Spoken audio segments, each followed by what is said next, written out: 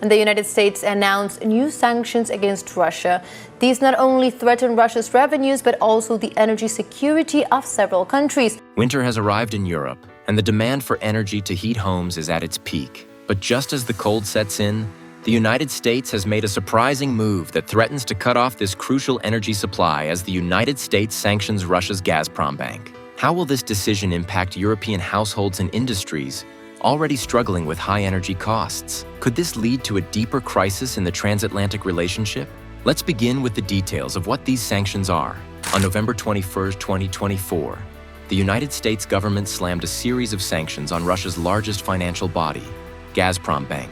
This is a part of a strategic push to undermine Russia's economy, as the US and its allies have for several years. The decision targets Gazprombank along with a network of financial entities and officials, aiming to cut off significant lifelines for the Russian economy.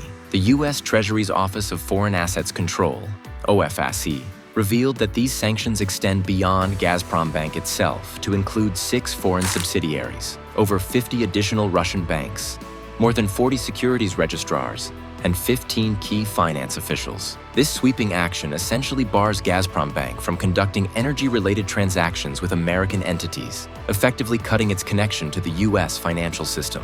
Additionally, Gazprombank faces potential exclusion from the SWIFT international payment system, which will further isolate it from the global financial community. Interestingly, Gazprombank has not been affected by the SWIFT ban so far.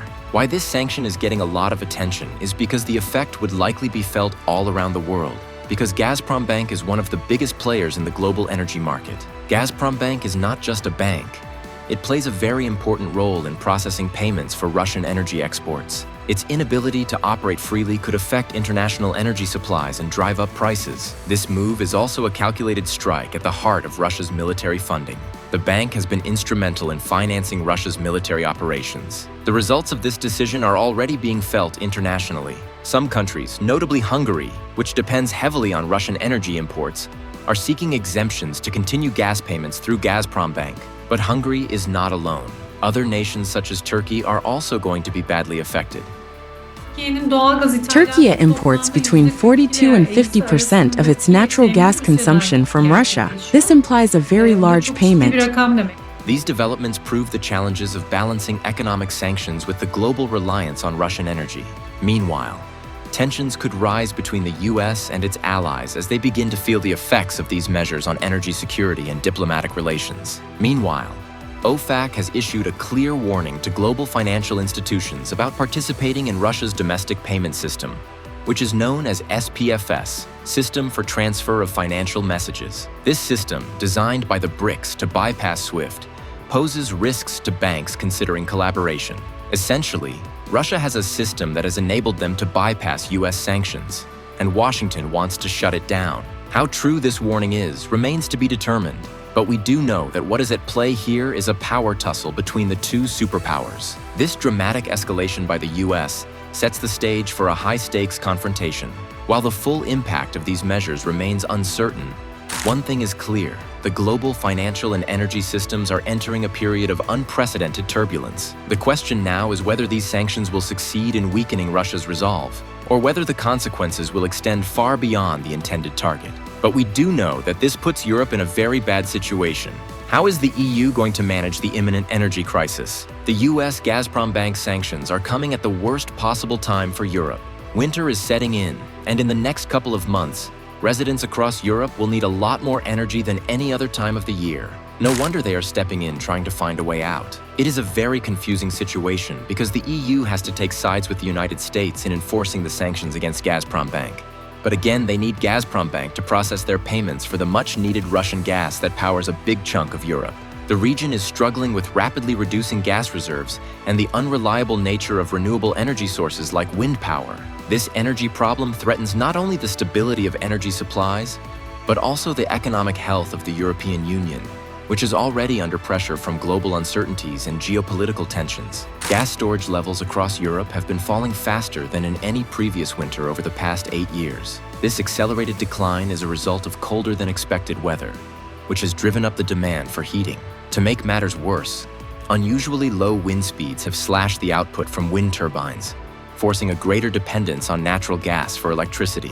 The EU entered the winter season with optimism, boasting gas storage facilities filled to 95% capacity, a figure that surpassed its target of 90%. However, this buffer will not be enough. Rising energy demand and lack of reliable alternatives are causing these reserves to rapidly get used up. Meanwhile, the war in Ukraine continues to disrupt critical gas supply routes from Russia, a major supplier to Europe in the past. This geopolitical upheaval has further complicated the energy supply chain. The EU made several mistakes that have come back to cost them.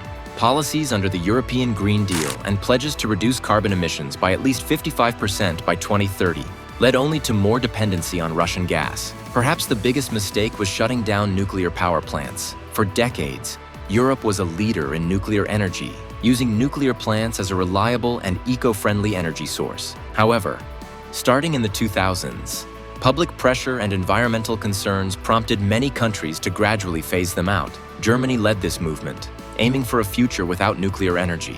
After the Fukushima disaster in 2011, the process accelerated, and by 2023, the country had completely abandoned nuclear power. Belgium and Switzerland followed suit. Despite the risks of energy shortages, this shift weakened the reliability of energy systems. Unlike wind and solar, nuclear energy provides consistent output, especially in winter. Without developed alternatives, phasing out nuclear plants increased dependence on coal and gas, undermining Europe's climate goals. The effects of these decisions became glaringly evident during the energy crisis triggered by Russia's invasion of Ukraine in 2022. As natural gas prices soared and supplies dwindled, Europe struggled to meet its energy needs. Countries that had decommissioned nuclear plants faced the harshest consequences, finding themselves with limited domestic capacity and overexposure to global energy markets. Only countries like France, that has retained its nuclear power generation, are able to manage without demanding for Russian gas supply. Others are left with no choice but to continue buying Russian gas despite the sanctions which the US is asking them to enforce. To reduce its reliance on Russian gas, Europe has significantly increased its imports of liquefied natural gas, LNG, particularly from the United States. The United States has become the largest supplier of LNG to Europe, accounting for nearly half of the continent's LNG imports in 2023. This diversification has been crucial for Europe, as it seeks to enforce more sanctions against Russia in accordance with the demands from Washington. European countries have also expanded their LNG regasification capacities, with Germany, the Netherlands, Spain, Italy, Finland, and France leading the way. Regasification is the process of converting liquid natural gas back into its original gaseous form.